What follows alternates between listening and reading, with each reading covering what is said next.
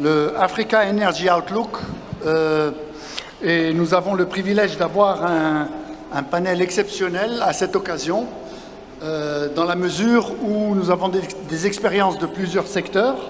Alors je vais me permettre, si vous le permettez, de présenter respectivement nos panélistes. Alors, nous avons H.E.Dr, qui est le chairman du London Energy Club et du Global Resource Partnership de Turquie. Nous avons H.E.Dr de BB Energy, Elena González Sanchez, qui est la directrice d'El-Kae, Madame Aida Sidikova, directeur au niveau de la Banque européenne de reconstruction et développement, directeur pour les infrastructures Proche-Orient et Afrique, Monsieur Ashraf Tarsim, qui est le représentant résident de Rabat au Maroc, et last but not least, si j'ai oublié personne, Son Excellence, Dr Abou-Zeid, qui vient de finir 2 mandats consécutifs, la limite autorisée, par l'Union africaine en tant que commissaire pour l'infrastructure. L'Union africaine. L'Union africaine, j'ai dit autre chose. Ouh là là, mes excuses. Pardon. Alors, bien entendu, commissaire pour l'infrastructure et l'énergie de l'Union africaine. Et c'est donc la personne idoine à qui je vais demander, dans la mesure du possible, de nous présenter en fait la situation de la thématique en question, à savoir l'énergie en Afrique, comment équilibrer indépendance, efficacité, accessibilité et surtout croissance économique. Alors, Aménie, je vous en prie. Merci beaucoup, Monsieur Benamou, mais permettez-moi tout d'abord de remercier Amadeus pour me ramener à Rabat pour la première fois depuis déjà 2013. Donc, je reviens presque chez moi. Donc, merci encore une fois pour cela.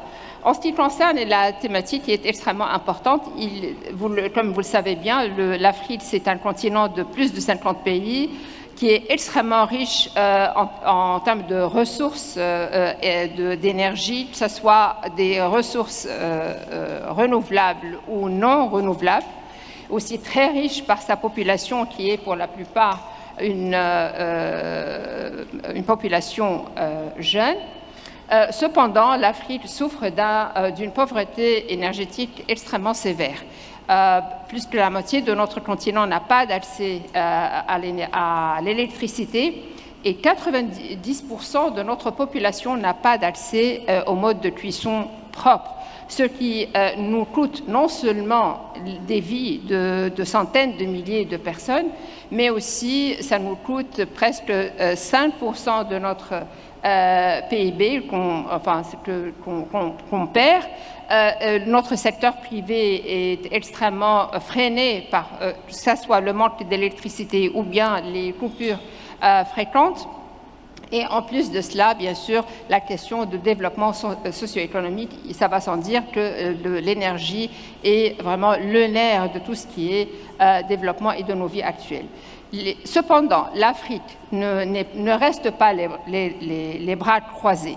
L'Afrique, en plus des politiques nationales de chaque pays, l'Afrique s'est munie d'une position commune sur l'énergie déjà depuis le 2022 qui stipule que nous allons et nous continuons à utiliser toutes les ressources que nous avons pour notre prospérité.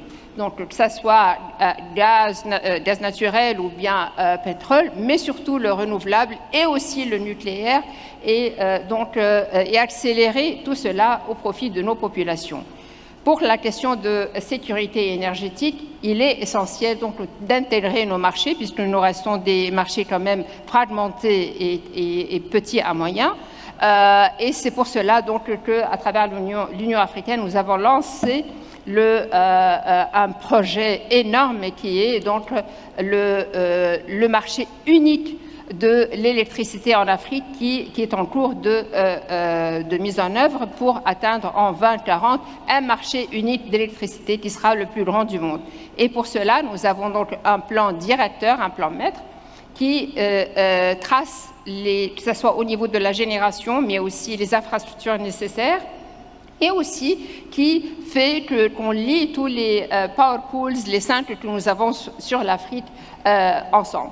Nous avons estimé qu'il faut bien sûr des financements importants et le financement national ne suffit pas. Les budgets aussi des organisations internationales de développement pourraient aider surtout pour diminuer les risques de financement. Il y a aussi donc un gap qui permet au secteur privé de jouer un rôle important, surtout que ce sont des projets de grande envergure et il n'y a pas d'autres projets à cette échelle nulle part ailleurs qu'en Afrique. Je ne dis pas que c'est chose facile, mais c'est vrai que c'est un défi, mais c'est aussi une énorme opportunité et nous avons déjà des exemples extrêmement réussis, dont bien sûr le Maroc, mon propre pays, l'Égypte, comme on trouve la géothermie en Afrique de l'Est, comme on trouve aussi donc, les projets fantastiques que mène la Banque africaine de développement. Donc il y a déjà une mouvance extraordinaire au niveau du continent et il faut bien savoir et reconnaître que l'Afrique est en train d'œuvrer pour l'Afrique et nous sommes extrêmement fiers du travail qui se fait jusqu'à maintenant et on continuera pour atteindre donc une énergie abordable,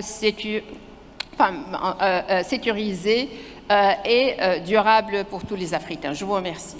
Merci beaucoup Amani pour cette vision d'ensemble. Alors la problématique, ne serait-ce que d'accès à l'électricité, on l'évoque depuis des années.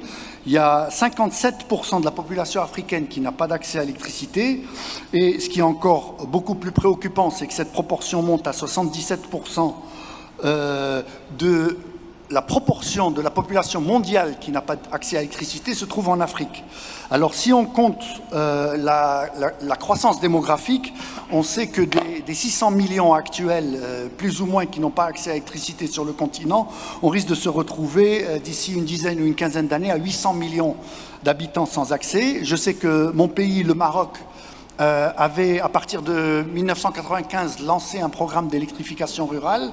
Alors, on n'avait que 18% d'accès à l'électricité dans le monde rural, qu'on a monté à 98% dès l'année 2009, à peu près.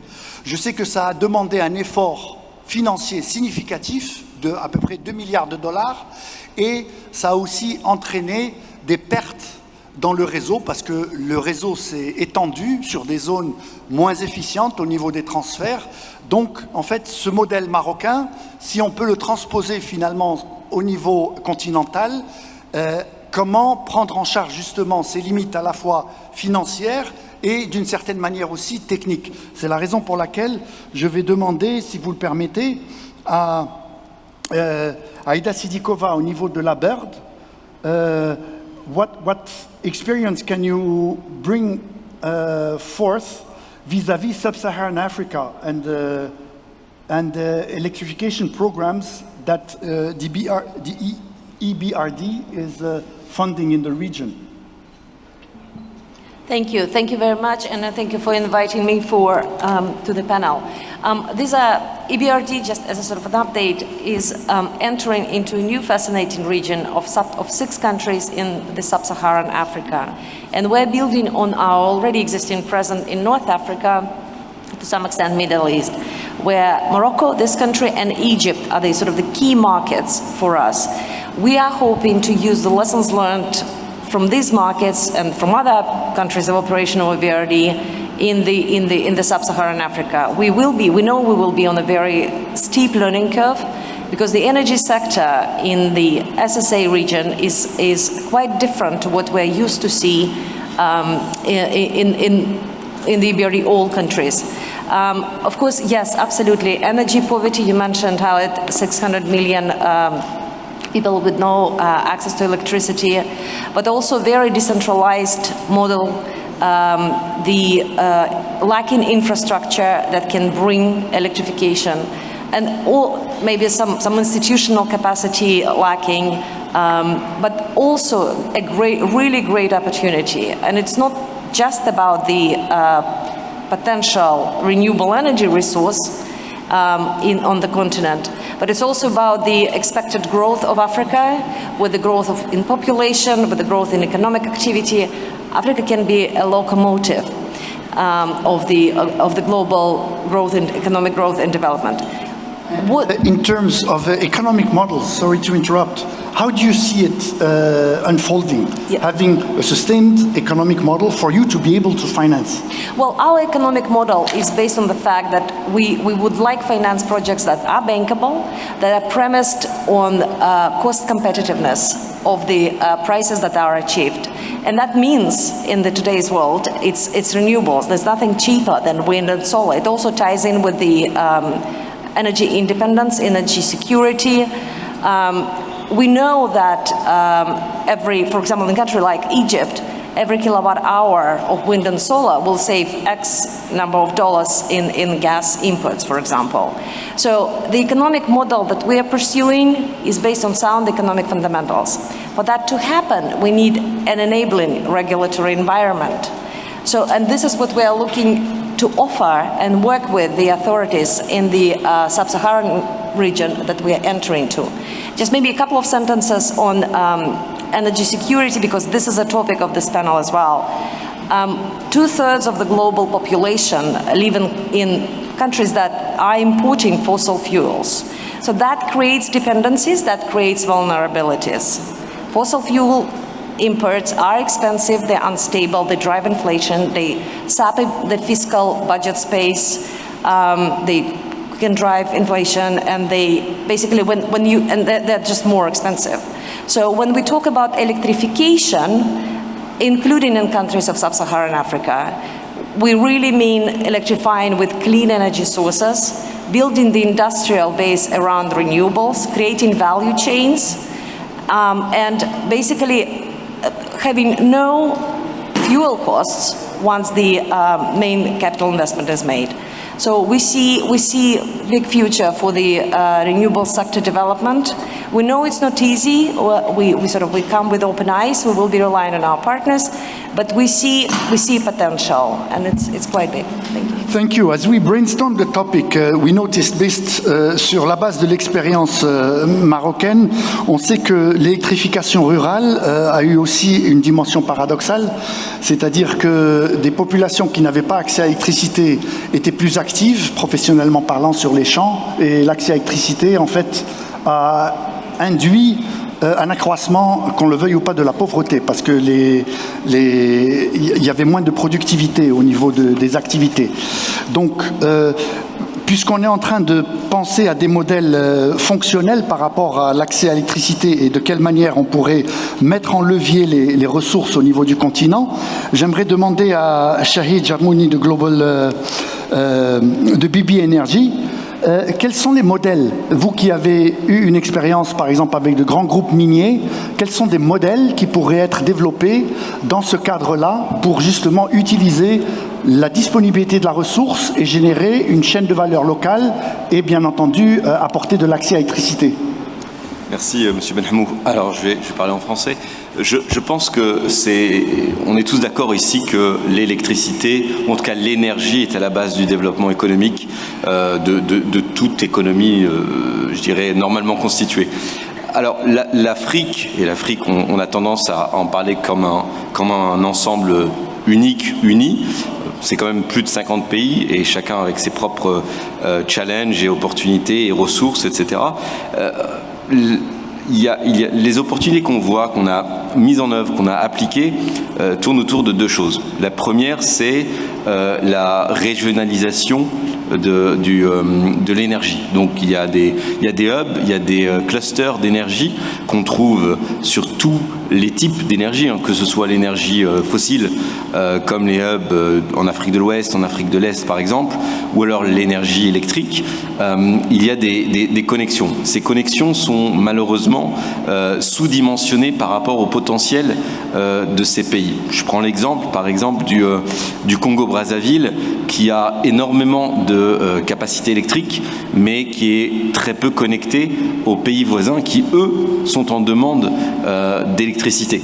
Donc, il y a clairement des investissements, des opportunités d'investissement à faire sur tout ce qui est transmission entre ces pays, chose que nous regardons et que d'autres groupes regardent.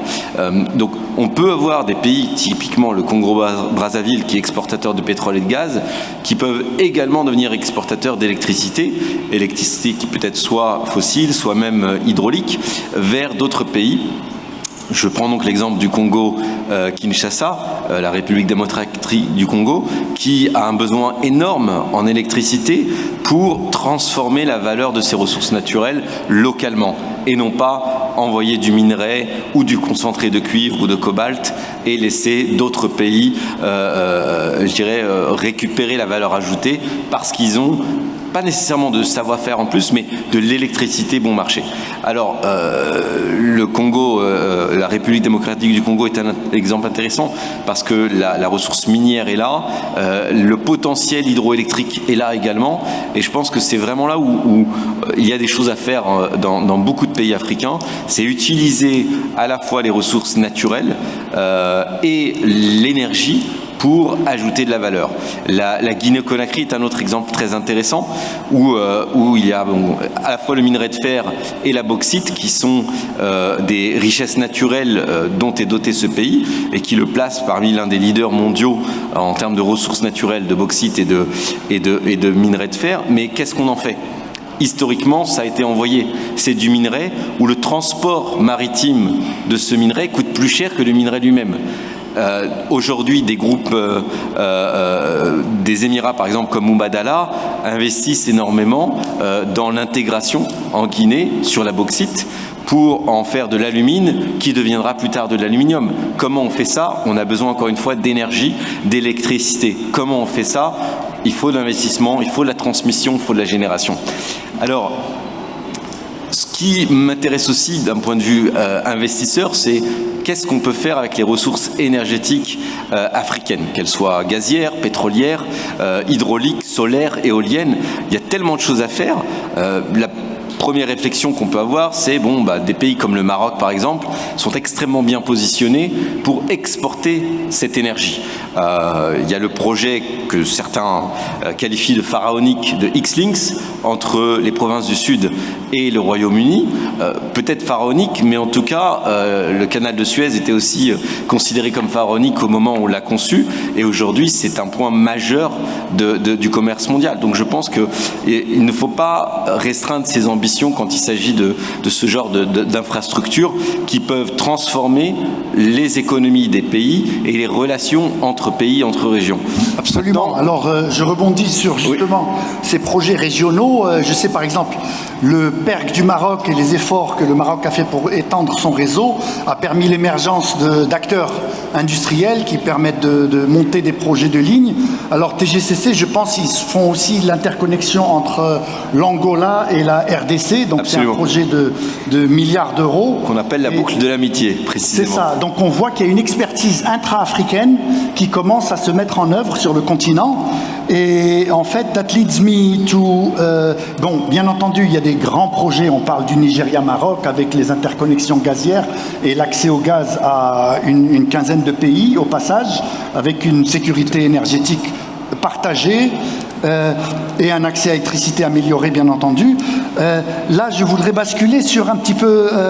I'd like to introduce Mehmet, if you can talk a little bit about the global context and shifting alliances. We know that on the African continent, China has been very active in building grid infrastructure. I did just mention that Morocco is also part of that approach. We know the EU and the US have differentiated approaches. And some of them have drawbacks rather. Others are more conducive, but they involve a debt to it with respect to what China is doing in the continent. What can you say about how to leverage these various national partnerships between major economic groups, China, Europe, US, and also, and I'll hear it also from my neighbor, on what multilaterally can be also implemented, because there are other initiatives that are ongoing. Mehmet, the floor is yours, please. Thank you, Khalid. To answer your question, I think I need 3 hours, but let me try to do it in 3 minutes. And, you know, the overarching theme of our conference is global growth. Unfortunately, we don't have this right now. We are in a global stagflation. We have low growth rate, high inflation, fueled partly by energy costs going up. Between Europe and US, for example, it's almost 4 or 5 times higher. US is enjoying better terms, China similarly. In such an interconnected world, what happens in Washington, Beijing, Caracas, and Africa or Middle East, and it affects one another. Therefore, we need to understand what are the new global dynamics which will shape our energy world better. And look at Europe. I mean, I think my friend from Spain can say it better. We saw that a swift shift to renewables created vulnerabilities. And also, let's not forget that no matter how much we may detest fossil fuels, namely oil, gas, and coal, but they are still 81% of the world's energy consumption. It's not going to go away overnight. So we have to coexist with fossil fuels in such a way that we will not have disruptions, as we saw in Spain and Portugal. And also, I think, as you said, there is a geopolitical battle coming up again. It has always been so. Energy and geopolitics can never be treated in isolation. In Africa, there will be more and more geopolitical competition. Why? It's not only because oil and gas and minings, but now increasingly critical minerals. 30% of the world's critical mineral reserves are in Africa. Democratic Republic of Congo, #1 in lithium in the world. Then you have nickel, cobalt, and other elements used for renewable energy, electrical cars, space industry. So China, as you say, is having the upper hand now. They bring development assistance, sometimes linked to, of course, debt traps, as you mentioned. And US is pulling out somehow. USAID dismantled. And also, US has pulled out of the climate change agreement in Paris. It will take probably 2 years to finish the legal process, but US is out of climate change. And Trump keeps saying, drill, baby, drill, everywhere. Even in Africa, he's going to say it. He's not going to object any coal projects. Therefore, I think we are going to see some regression in the push towards greener energy. And in US and European Union, of course, the bearer of the flag for greener energy, you have the new Green Deal. Since it is creating such a difficulty for the industrial competitiveness, I think there will be some relaxation there as well. Okay, but there is a transactional dimension when you think about even the US president. He just came back from the UAE 2 days ago, and yesterday we signed the largest energy deal of the country, $15 billion in renewable desalination and also gas project. US has an approach of all the energies are needed.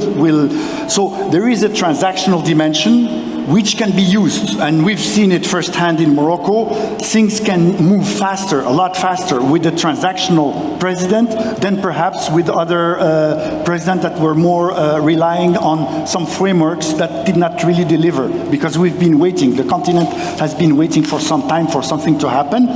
Before we move into the transaction and the geopolitics, I'd like to ask my neighbor about the multilateral initiative that you may present, and how can that complement the efforts, ongoing efforts to tackle the energy access and the topic on the Africa Energy Outlook. Merci beaucoup Khalid. Merci aussi à l'Institut Amadeus pour cette invitation, à son président pour la création de cette plateforme d'échange. Moi, je vais prendre tout d'abord le docteur Abou-Zeid deux aspects. J'ai déjà pris un aspect parce qu'elle était à Rabat comme représentante de la Banque africaine de développement il y a quelques années, donc on a le plaisir de l'accueillir à nouveau à Rabat. Mais je vais prendre aussi le chiffre à 5%, où elle dit jusqu'à 5% du PIB de l'Afrique est perdu à cause du fait qu'on n'a pas d'électricité. Juste imaginez un moment, un pays où plus que la moitié de la population n'a pas d'accès à l'électricité. On est en 2025, on parle d'intelligence artificielle, d'accès à la santé, d'agriculture, de transformation industrielle, il n'y a pas d'électricité. Donc c'est un sujet vraiment sérieux. C'est un sujet vraiment sérieux, d'autant plus qu'il est un sujet de plus en plus africain. Pourquoi il est de plus en plus africain? Vous l'avez mentionné, Khalid, tout à l'heure, pour dire que la majorité de la population qui vit à travers ce monde et qui est dans l'obscurité, elle est en Afrique. 83% des gens qui sont dans l'obscurité sont en Afrique. C'est un sujet aussi sérieux parce qu'il y a beaucoup d'acteurs qui sont en train d'intervenir et de le prendre aussi d'une façon à bras le corps. Mais en même temps, ce n'est pas une fatalité. Ce n'est pas une fatalité parce que les chiffres sont en train d'évoluer. C'est important, les chiffres. Il y a quelques années, on disait que 640 millions d'Africains n'avaient pas accès à l'électricité. Ces chiffres sont en train de baisser. On est aux alentours actuellement de 570 millions. Ce n'est pas que la démographie africaine a changé. Au contraire, la démographie est là, donc il y a plus d'Africains. Et le monde devient de plus en plus africain, ne fût-ce que par la démographie. Mais c'est parce qu'il y a beaucoup d'acteurs qui sont en train de faire des efforts. Mais avant d'arriver aux acteurs, permettez-moi aussi de prendre un autre élément de votre intervention tout à l'heure, le PERG, le Programme d'électrification rurale globale du Maroc. Le Maroc a réussi. Beaucoup de pays de l'Afrique du Nord ont réussi à atteindre l'accès universel à l'électricité. Et ça, c'est très important pour les autres pays africains parce qu'ils sont en train de voir ici une démonstration avec de l'ambition, de la vision, des capacités, des moyens. On peut réaliser ce que nous pensons difficile. Donc c'est réalisable.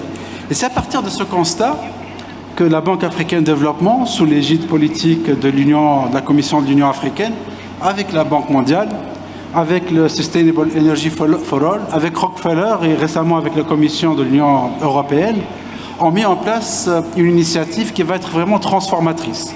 Et gardez bien ce mot en tête pour les prochaines années, c'est M300, c'est Mission 300. 300, c'est quoi? C'est de donner l'accès à l'électricité pour 300 millions d'Africains d'ici 2030. Donc c'est là, M300, c'est un chiffre important, c'est un objectif important, mais on a abordé ça d'une façon très concrète. C'est-à-dire on est venu sur les pays qui ont les plus faibles taux d'accès à l'électricité en mettant en place ce qu'on appelle des compacts, en disant aux autorités en place, vous êtes dans cette situation-là et vous voulez atteindre cet objectif. Qu'est-ce qu'il faut faire? Donc en termes de comment attirer l'investissement privé, comment mobiliser l'investissement public, ainsi de suite. Et ces compacts-là, je souhaite vraiment insister sur un point, qui est le rôle du secteur privé et le financement privé. Encore une fois, imaginez un moment un gouvernement en place qui doit faire face à énormément de challenges, de défis, l'éducation, la santé, l'agriculture, la sécurité alimentaire, ainsi de suite, et l'électricité. Donc, c'est un élément parmi tant d'autres. Et donc, il ne peut pas faire tout seul. Nos pays aujourd'hui, même s'ils ont la meilleure volonté, le meilleur engagement, ils ne peuvent pas faire ça tout seul. Donc le rôle du secteur privé ici est crucial. Mais le secteur privé non plus, il ne fait pas de la charité. Le secteur privé doit trouver des conditions favorables pour venir investir dans cette mission de donner l'accès à l'électricité. Le secteur privé, c'est lui qui a commencé à faire ce qu'on appelle Independent Power Producer, les IPP. C'est lui qui a commencé à financer des centrales à cycle combiné avec le gaz naturel.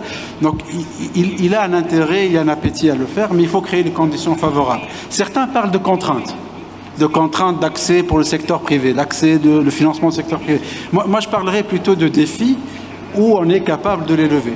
Ces défis, on peut les caser selon 3 catégories principales. Il y a le défi normatif, réglementaire, c'est-à-dire qu'il faut quand même qu'il y ait un cadre réglementaire transparent. Aujourd'hui, sur nos 54 pays africains, il y en a 37 qui ont des cadres pour attirer l'investissement privé dans le secteur de l'énergie. Mais combien de pays sont en train d'appliquer ces cadres réglementaires? Il y en a plein qui sont en train de passer à côté. Dans ce cadre réglementaire, il y a aussi l'aspect ce qu'on appelle le cost of service studies, c'est-à-dire on doit savoir combien coûte la transmission d'électricité, enfin toutes les parties, la décomposition de ce coût-là, pour que l'opérateur privé puisse produire et il se projette sur les 15-20 années du Power Purchasing Agreement. Le deuxième volet qui est important, c'est tout ce qu'on appelle technique. Technique avec deux dimensions.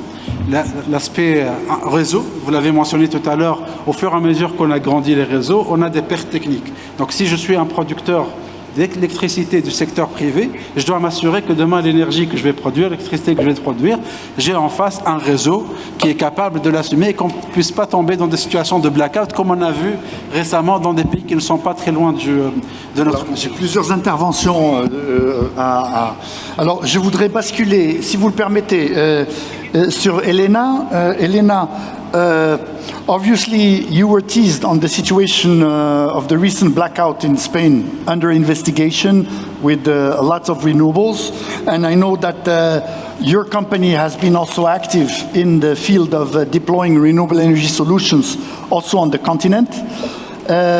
With the constraints and also with funding sources that could be tied to specific objectives that Europe like to meet within the African continent.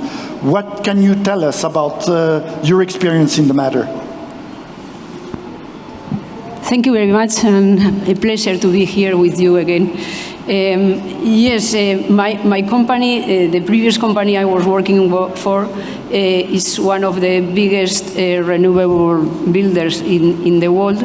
And in fact, we have been working in Spain. As Khalid mentioned, 3 weeks ago now, the 28th of April, we have something very strange in Spain. We suffer a blackout. I suppose all of you hear about that. I've been working in the energy sector for more than 30 years now. We were talking about the blackout like something that could happen only in the laboratory. But finally, it happened.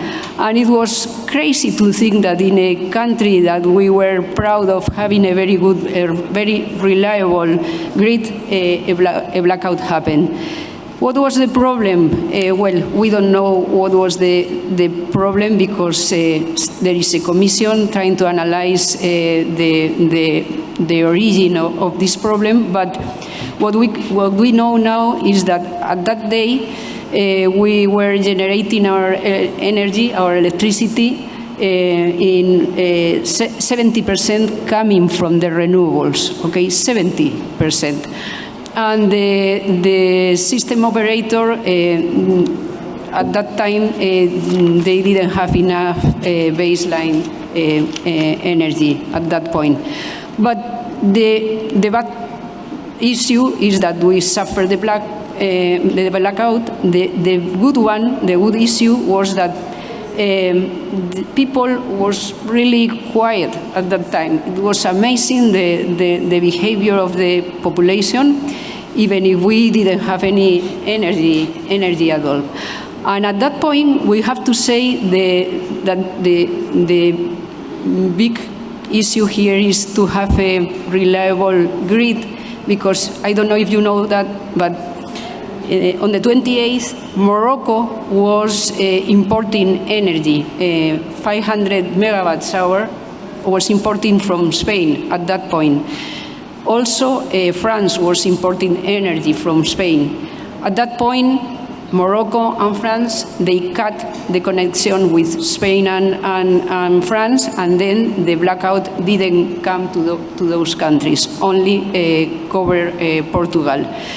The nice thing was that to recover the grid, Morocco was injecting 700 megawatts to Spain just to help with the recovery, and also France. So it also shows you how important it is to have Spain not being an insular grid, but rather more interconnected with not only the rest of Europe, but also with its African neighbors. Yes. I think that's one of the lessons that can be learned. So that is one of the lessons, and it's what I wanted to say about Africa. Africa, I think, has now a very good opportunity You can find technology, you can find training, you can find economical models to develop all the energy system in Africa.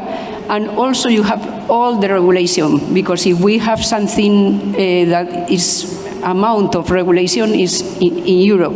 If you go to Europe, you find thousands of kilograms of regulation, okay? So you have all the tools to develop a very nice energy system in Africa, but you have also risk.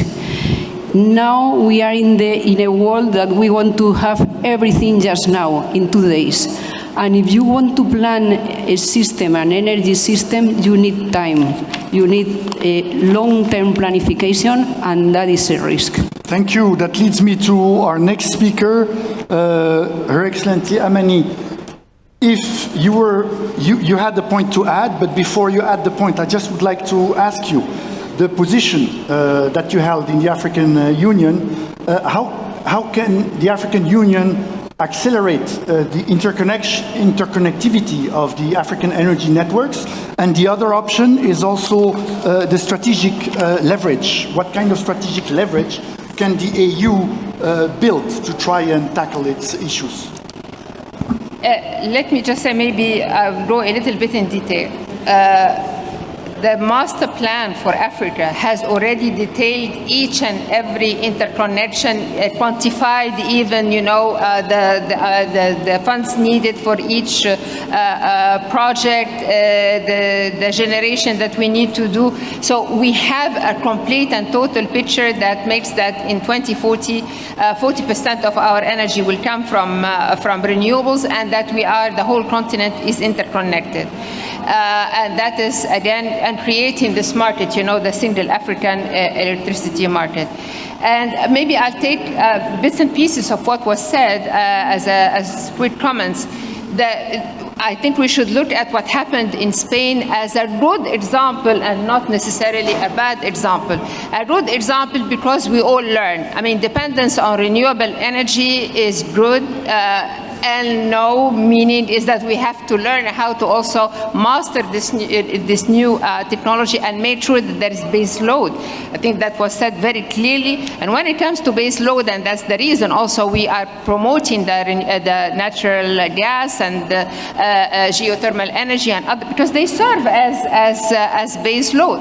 In addition to the EVs, the electric batteries that we hope will be manufactured in Africa. Renewable energy also, whether it's actually renewable or even fossil fuel. The problem for Africa, I mean, the real problem is, or if we create a new dependency. The thing is, all equipment needed for this industry is important. And that cannot be the way forward at all. I mean, if we talk about energy security, that cannot be the way at all. The solar panels and all solar equipment, 90% are manufactured, I mean, the majority China, then China and Europe, they make about 90%. Wind is Central and South America and other parts of the world. Zero manufacturing of renewable energy production is happening, equipment is happening in the continent. So the way at the African Union, we have been promoting renewable energy, but also other forms of energy, is that we have to look at it as a development project. It has we are calling for partnerships from everywhere. We're not every partner comes with specific strengths and weaknesses as well. If you take we are calling upon them to manufacture locally, to create, local value, and added value locally, to train, I mean, the human resources. That will serve two purposes. For us, it's economic growth.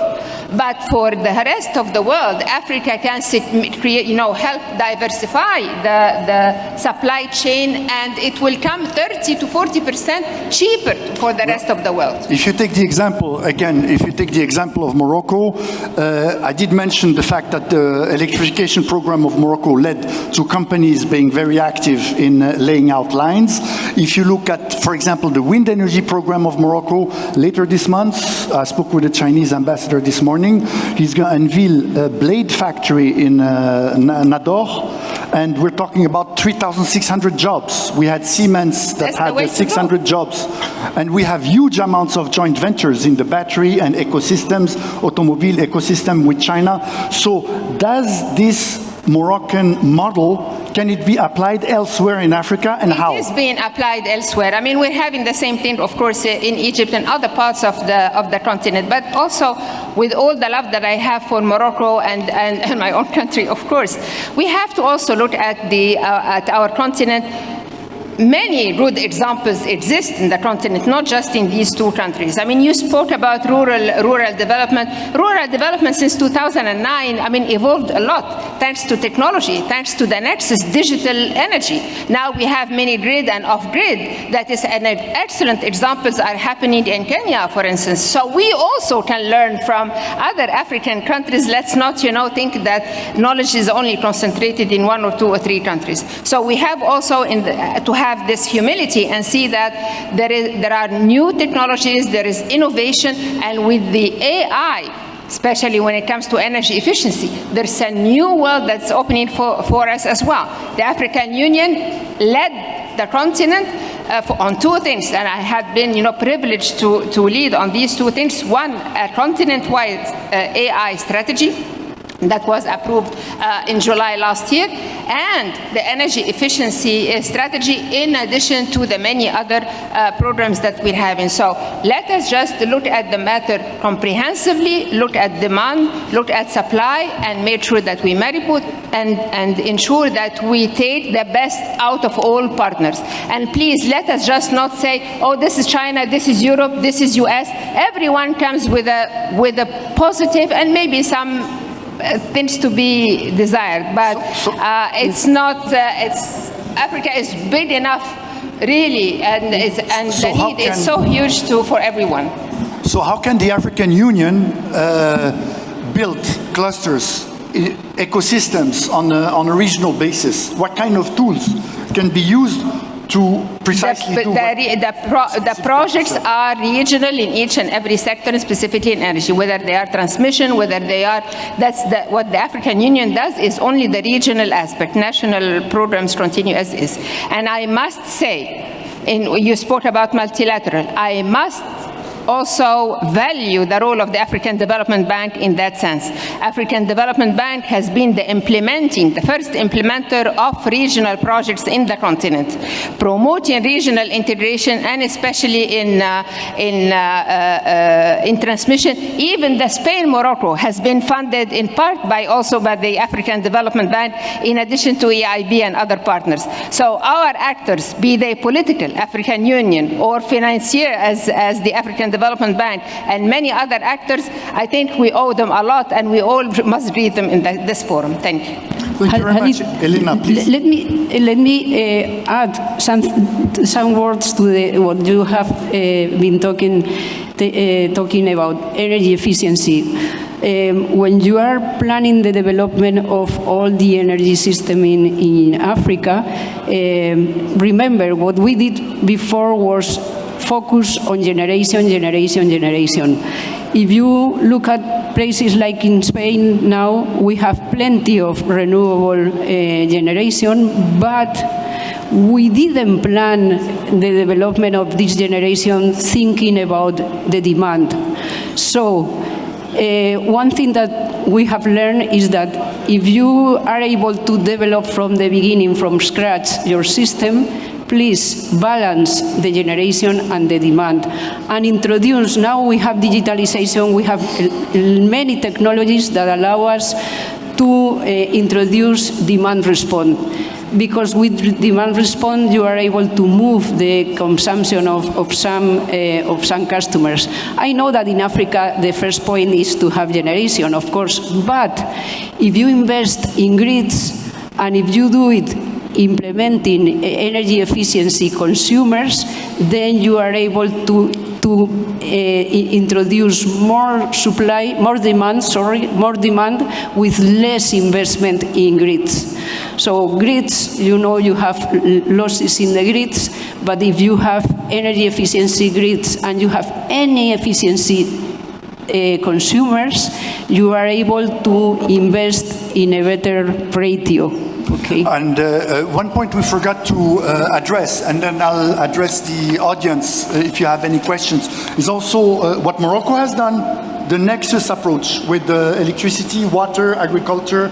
So it opens, if you add capacity, renewables, etc., you can definitely expand the economic value out of what you're implementing. So there is a dual approach. There is a demand response, and there is also the expansion of, you're talking about solar pumping in the Sahel, you're talking about a whole bunch of applications that are energy intensive and economically... No, let's also talk about green data centers. I mean, let's talk the language of the future. The green data centers that Africa is now promoting to be the land of and the home for the whole world, and how these data centers, the water, the hot water coming off the data centers can help also with the heating. And there is wonderful things, technology is advancements are providing for us in this domain.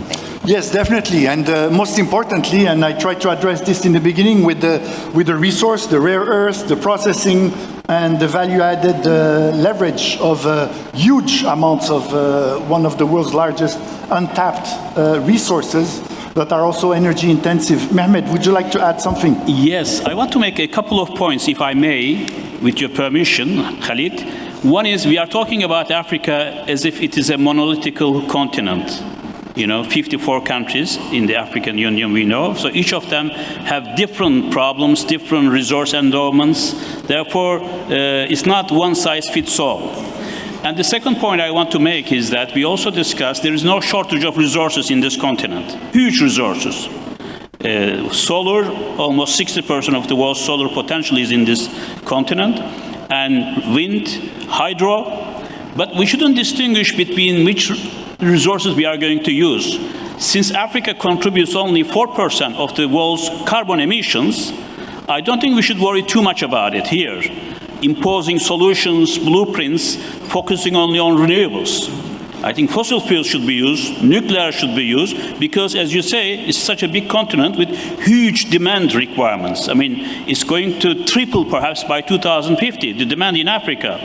Therefore, we need whatever resources available, because there's a huge poverty, energy poverty issue that we need to address, rather than addressing to the European, American, or whatever blueprints. I think it has to be homegrown African solutions, with support, of course, coming from other countries. What is lacking in Africa, in my opinion, I think we talk about this for ages, it hasn't changed much. It's not about the resource availability, it's the lack of governance. It's the lack of infrastructure.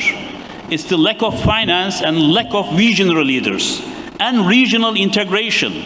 How come it's going to happen like between Spain, Portugal, France, and Morocco? When there was a blackout, all these 4 countries worked together.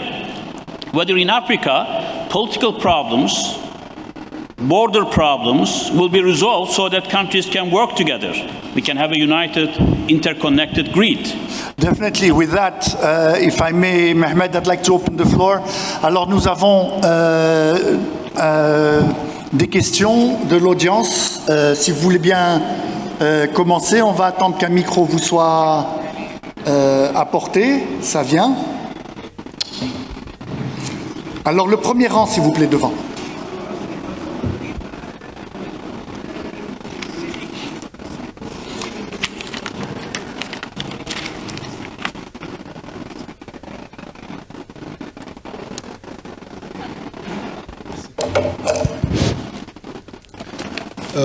Good evening to all the panelists, and I would want to use the opportunity to thank you all for this session.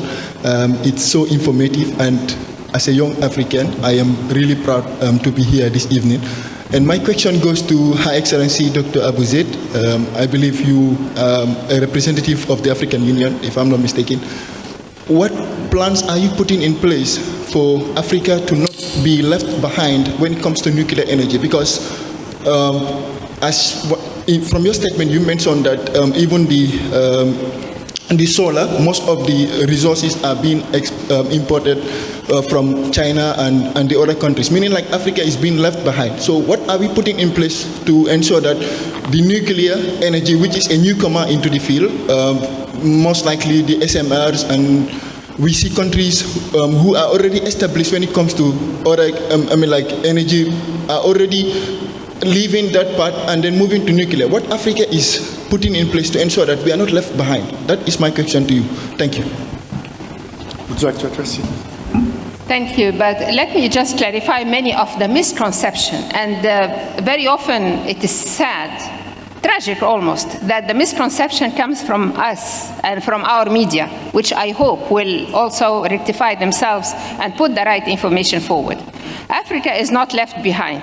But the media is not always giving the good example or the success stories. It's always focusing on the bad. We have 20 African countries are already in their in advanced phases when it comes to nuclear energy. And by the way, nuclear energy is different from other sources of energy. You have to go through a series of steps with the atomic energy, the International Atomic Energy, in order to be awarded the possibility of establishing, a nuclear facility in your country.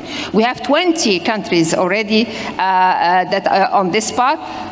There is a nuclear facility in South Africa already. Egypt is then the most advanced in the 20 I mentioned. But rest assured that our countries are not one. We do not leave ourselves behind, so we Africans are supporting each other. Well, the rest of the world is another story. I'm not going to go into that. But know that already concrete steps are being taken in this regard. The second thing I want to dispel once and for all anyone who talks about lack of bankability, lack of viable projects, there is corruption in Africa, there is this and that. I think the world today has shown us the level of corruption across the globe. And when it comes to that, the levels of governance in Africa have been improving a lot. And when we talk about a case by case, then let's talk about case by case. We have stellar examples in Africa in democracy and good governance and excellent regulation. So let's also, us Africans, talk about our success stories, about the excellent examples we are having across the continent, and value them and make sure that everyone listens to us. This is how we're never going to be left behind. And it's also important to mention that nuclear energy is not very well suited to the size of the grids of No, I'm sorry. It's, again, we are talking also about the small modular reactors, which are very much different. Which is not commercially available. No, this is a new technologies also that emerged the last years. Now we have modular reactors that can even move from one village to another. So there are great advancements in that regard. Only one example in the world has been commissioned yesterday. Is the first one, and we don't know the cost. Everybody is eager to know how much it costs. One fact for sure, the facility in South Africa, among all the nuclear reactors in the world, is the one that has the lowest capacity factor. So it's essentially run pretty much on an experimental basis.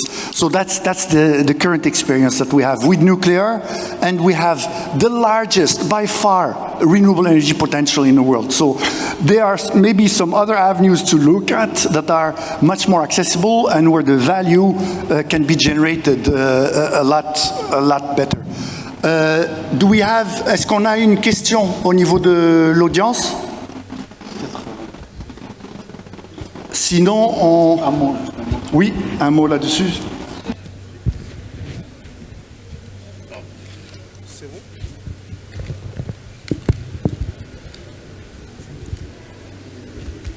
Alors, merci beaucoup, Monsieur Belhamou. J'ai bien écouté vos interventions avec les différents professeurs et docteurs ainsi de suite chercheurs. Comme vous savez déjà, en toute sincérité, je tiens d'abord à féliciter le Maroc qui a lancé le programme de 1995 pour trouver la solution énergétique et qui a atteint à 100% en 2019 si j'ai une bonne mémoire. Et je tiens d'abord à préciser que je m'appelle Lassana Traoré. Je suis doctorant au sein de la faculté des sciences de Rabat dans le domaine des énergies renouvelables. Donc, en toute sincérité, c'est un sujet qui est en actualité et j'ai aussi, bien sûr, profité à apprendre quelque chose de nouveau. Donc, en ce qui concerne la question que j'aimerais juste poser, bien sûr, vous avez, je pense que monsieur Jamouni. Monsieur Jamouni, bien sûr, vous avez parlé de Congo-Brazzaville en ce qui concerne, bien sûr, la capacité électrique, énergétique, mais qui a un peu de difficulté pour départager avec les pays frères qui les entourent. Donc, est-ce que, je pense que, est-ce que c'est là aussi, comme vous savez déjà en Afrique, on a plusieurs problèmes. Quand on a une collaboration entre les pays, mais s'il y a malentendu entre ces pays, on coupe tout. Est-ce que cela n'est pas dit à ça aussi, d'une part qui fait peur à certains pays de collaborer avec d'autres afin de partager les ressources ou bien en termes d'énergie? Parce que quand il y a des problèmes entre les deux pays, souvent on arrête beaucoup de choses. Donc, merci, on va essayer de répondre à cette question, si vous le permettez. Oui, je pense, je voulais juste ajouter, mais c'est bon. Très bien, merci beaucoup. C'est un point très important que vous soulevez par rapport à la crainte de l'interdépendance. Mais cette interdépendance, comme on l'a vu pour le cas de l'Espagne, peut être aussi très bénéfique. Et je peux prendre un exemple très concret en Afrique, qui est dans la région d'Afrique australe, donc la SADC, qui est leur communauté économique, qui est organisée aujourd'hui d'un point de vue électrique autour d'un réseau qui s'appelle SAP, pour Southern African Power Pool, qui permet de connecter ou interconnecter 13 pays. C'est probablement le marché électrique le plus intégré, le plus développé du continent. D'autres régions essayent de le répliquer, comme en Afrique de l'Ouest avec le WAP, ou en Afrique de l'Est avec le IAPI.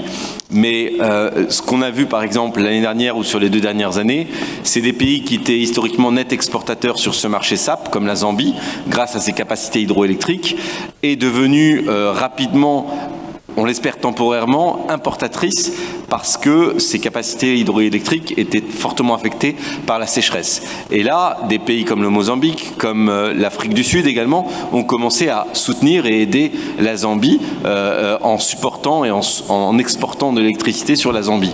Donc cette interdépendance, à mon sens, est aussi une opportunité, devrait également rassurer les autorités des pays africains par rapport aux bénéfices qu'elles peuvent en tirer, plutôt que par rapport aux craintes qu'il pourrait y avoir. Il y a toujours des risques, mais au contraire, on a bien vu que ce matin, je crois dans un des panels, on parlait du démarrage de l'Union européenne, qui était une union du fer et de l'acier. On a voulu créer une dépendance, une intégration continentale par des besoins communs qui étaient ceux de l'acier et du charbon pour l'énergie et la reconstruction. Alors pourquoi l'Afrique ne ferait pas la même chose? Pourquoi ne pas intégrer le continent, en tout cas les sous-régions du continent, par des besoins communs et notamment l'énergie? Merci beaucoup. Allez-y. Je vais juste compléter ce que H.E.Dr vient de mentionner par rapport à l'intégration, avec 3 mots: intégration, finance et justice. En particulier pour la jeunesse africaine, il faut qu'on soit convaincu que notre destin est commun dans tous les cas. C'est vrai qu'il y a des tensions politiques et autres, mais après, l'intérêt économique, l'intérêt socio-économique, je dirais, va primer et va faire de sorte que les politiques changeront d'avis. Donc l'intégration régionale, elle est la clé du développement de l'Afrique. Aujourd'hui, on est en train de voir des beaux projets qui sont en train de se réaliser, les interconnexions entre les différents pays, si on veut parler d'électricité. Récemment, le Maroc a annoncé l'interconnexion avec la Mauritanie. La Mauritanie qui est en train de s'interconnecter avec le Mali qui est interconnecté dans le West Africa Power Pool. Mais j'en passe, on va sur la partie Est, et H.E.Dr vient de le mentionner, entre les Kenya, l'Éthiopie, la Banque africaine de développement est en train d'accompagner tous ces projets-là, des milliers de kilomètres de lignes électriques, et demain on va voir l'intérêt parce que notre destin est commun. Donc l'intégration régionale va influencer la politique, numéro 1, et numéro 2, l'intégration régionale au niveau de l'énergie va permettre aux capitaux étrangers, aux capitaux africains, d'investir dans l'énergie parce qu'ils vont voir ça, pas comme 54 marchés fragmentés, mais comme un marché unique. Et le plan directeur qui a été mentionné par Madame Amen et Abou-Zeid va aussi donner cette assurance-là. Deuxième mot qui me semble important, c'est la finance. Tout à l'heure, on a entendu dire, la finance est là, les fonds institutionnels africains, les banques africaines, nos plans de pension sont là, mais ils sont en train d'investir en dehors de l'Afrique. Comment faire maintenant pour rassurer ces investisseurs-là, pour investir en Afrique?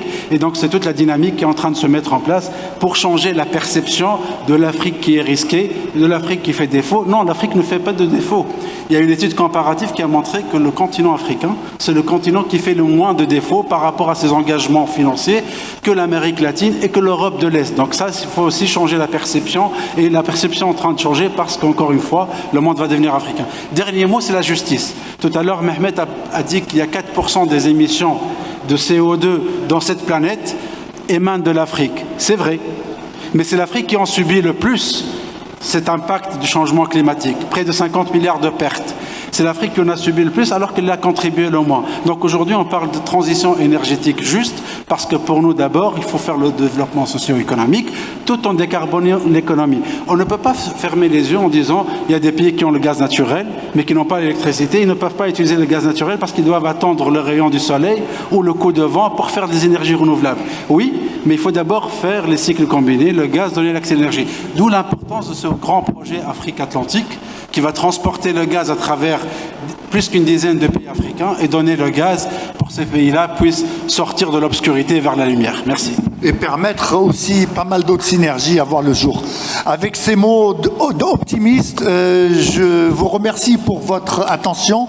Je vais vous demander d'applaudir les membres du panel pour leurs interventions. Et je vous remercie encore une fois.